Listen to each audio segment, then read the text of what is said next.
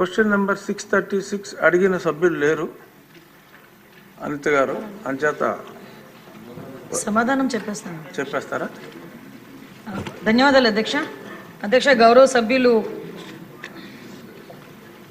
రాష్ట్రంలో బాలలు మరియు మహిళలపై దాడులు మరియు అత్యాచారాలు పెరుగుతున్నాయన్న విషయం వాస్తవమని అడిగారు అధ్యక్ష.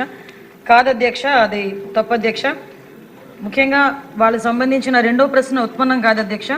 మూడో ప్రశ్నకి సమాధానం ఇప్పుడు 2023 జూన్ నుంచి 2024 జనవరి వరకు 18,114 కేసులు నమోదైతే 2024 జూన్ నుండి 2025 జనవరి వరకు 16,809 కేసులు నమోదైనాయి అధ్యక్ష. ఓవరాల్గా చూసుకుంటే లాస్ట్ కంపారిజన్ చూసుకుంటే అధ్యక్ష సుమారుగా 7.2% క్రైమ్ రేటు తగ్గింది అధ్యక్ష. క్వశ్చన్ నెంబర్ 730 వంగలపూడి అనిత గారు. ధన్యవాదాలు అధ్యక్ష. సభ్యులు అడిగిన క్వశ్చన్ ప్రకారం అధ్యక్ష, గంజాయి సాగు గత సంవత్సరాల్లో సుమారుగా 11,000 ఎకరాల నుంచి ప్రస్తుతం సాగు దగ్గర మనం చూసుకుంటే 100 ఎకరాల కన్నా తక్కువగా ఈరోజు గంజాయి సాగు ఉండడం చెప్పడం అనేది నిజంగా మనం గర్వపడే విషయం అధ్యక్ష. ఎందుకంటే సుమారుగా 11,000 ఎకరాల నుంచి ఈరోజు 100 ఎకరాల కన్నా తక్కువగా గంజాయి సాగు ఉండే పరిస్థితి ఉంది. దాన్ని కూడా నిర్వీర్యం చేయడానికి ఇప్పుడు ఈగల్ టీం ఏదైతే ఉందో గౌరవ చంద్రబాబు నాయుడు గారు మన సీఎం గారు ఏర్పాటు చేసిన ఈగల్ టీం కూడా దాని మీద కృషి చేస్తుంది అధ్యక్ష. మాదక ద్రవ్యాల మీద కఠినమైన నిబంధనలు అమలు చేయడం వల్ల అధ్యక్ష అరెస్టుల సంఖ్య కూడా చాలా పెరిగింది అధ్యక్ష. లాస్ట్ మనం అబ్జర్వ్ చేసుకుంటే అధ్యక్ష 1/10/2023 నుంచి 31/5/2024 వరకు 1995 అరెస్ట్ అయితే అధ్యక్ష నిందితులు అరెస్ట్ అయితే 1/6/2024 నుంచి 31/1/2025 వరకు 2,513 మందిని అరెస్ట్ చేయడం జరిగింది అధ్యక్ష. మూడో ప్రశ్నకి వర్తించదు అధ్యక్ష. శ్రీమతి గల్లా మాధవ్ గారు. ధన్యవాదాలు అధ్యక్ష. కూటమి ప్రభుత్వం ఏర్పడినప్పటి నుండి ఈ గంజాయి డ్రగ్స్ యొక్క రాకపోకలపై ఉక్కుపాదం మోపాలనే దృఢ సంకల్పంతో చర్యలు చేపడుతున్నారు అధ్యక్ష. అయినప్పటికీ గత ప్రభుత్వ దుర్మార్గ పాలన వలన వాడి తీరు వలన ప్రతి చిల్లర కొట్టులో సర్వసాధారణంగా చిన్నపిల్లలకు సైతం విచ్చలవిడిగా అందుబాటులో దొరుకుతున్న నేపథ్యంలో ఇంకా వీటికి అడ్డుకట్ట వేయలేకపోతున్నాం అధ్యక్ష. రాష్ట్రంలో ఉద్యోగ కల్పన, ఉపాధి కల్పన యువతకు ఎలా ఇవ్వాలి అని తపన పడుతున్న కూటమి ప్రభుత్వం ఉన్నప్పుడు కానీ ప్రశ్నించే గొంతుగా దేశ శక్తిగా ఉండాల్సిన యువతని అన్ని విధాలా నిర్వీర్యం చేసి ఈరోజు ప్రతి నియోజకవర్గానికి ఒక rehabilitation centre, de addiction centres అత్యవసరంగా ఏర్పాటు చేసుకోవాల్సిన దుస్థితిని ఈ రాష్ట్రానికి తీసుకొచ్చారు అధ్యక్ష గత పాలకులు. అధ్యక్ష, టీడీపీ హయాంలో శివారు ప్రాంతాల్లో చెక్ పోస్టులు, పాట్రోలింగ్ ప్రహార చాలా సమర్థవంతంగా కొనసాగేవి అధ్యక్ష. గడిచిన 5 ఏళ్లలో ఈ తరహా నిఘాని పూర్తిగా తీసేయడం జరిగింది అధ్యక్ష. పట్టపగలే జనావాసాల మధ్యలో ఈ గంజాయి డ్రగ్స్ సేకరణ విపరీతంగా జరుగుతున్నది అధ్యక్ష.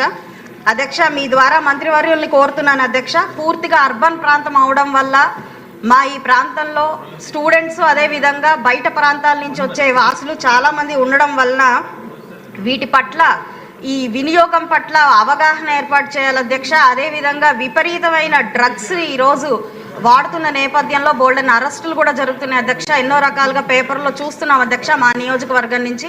కాబట్టి ఆ పాట్రోలింగ్ వ్యవస్థ అదేవిధంగా అవసరమైన ప్రాంతాల్లో చెక్ పోస్టులను ఏర్పాటు చేసి సీసీ కెమెరాలను కూడా అత్యవసర ప్రాంతాల్లో ఏర్పాటు చేయాల్సిందిగా మంత్రివర్యులు కోరుకుంటున్నాను అధ్యక్ష. ఇప్పుడు ఇంకో మాధవ్ గారు, రెడ్డప్ప గారు మాధవ్.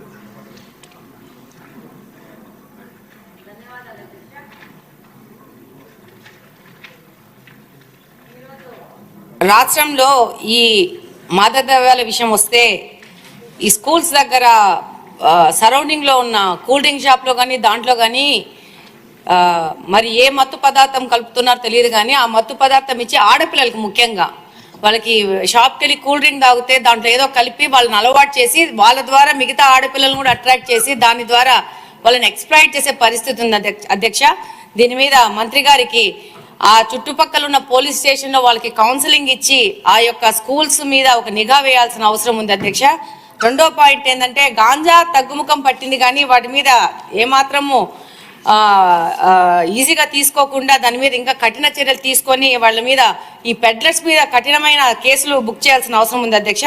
ముఖ్యంగా ఈ గాంజా తగ్గుముఖం పట్టింది కానీ ఇప్పుడు కొత్తగా సమాజంలో కనపడుతోంది ఏంటంటే పెయిన్ కిల్లర్స్ అత్యంత ప్రమాదకరమయ్యి డాక్టర్స్ ప్రిస్క్రిప్షన్ తో మాత్రమే ఇచ్చే పెయిన్ కిల్లర్స్ ని ఈ యొక్క మెడికల్ షాప్ వాళ్ళు తప్పు మార్గాల ద్వారా వాటి ప్రొక్యూర్ చేసి, అంటే కొరియర్ ద్వారా, అంటే ఒక ప్రాంతం నుంచి ఇంకో ప్రాంతానికి, ఇంకో ప్రాంతం నుంచి ఇంకో ప్రాంతానికి లాస్ట్ వీళ్ళ దగ్గరకు వచ్చే విధంగా, అంటే దాన్ని ఎలా కనుక్కోవాలా, ఎలా వస్తుందో కూడా ఒక ఛాలెంజింగ్, పోలీసులకు ఛాలెంజ్ అయ్యే విధంగా తీసుకొచ్చేసి ఈ యొక్క పెయిన్ కిల్లర్స్ ని యంగ్స్టర్స్ కి, యూత్ కి, అంటే 18 సంవత్సరాలు తక్కువ ఉన్న పిల్లలకి, అంటే 12-11 సంవత్సరాలు ఉన్న పిల్లలకి అమ్మి దాన్ని వాళ్ళు ఇంజెక్షన్స్ రూపంలో ఎక్కించుకుంటున్నారు అధ్యక్ష, బల్క్ లో.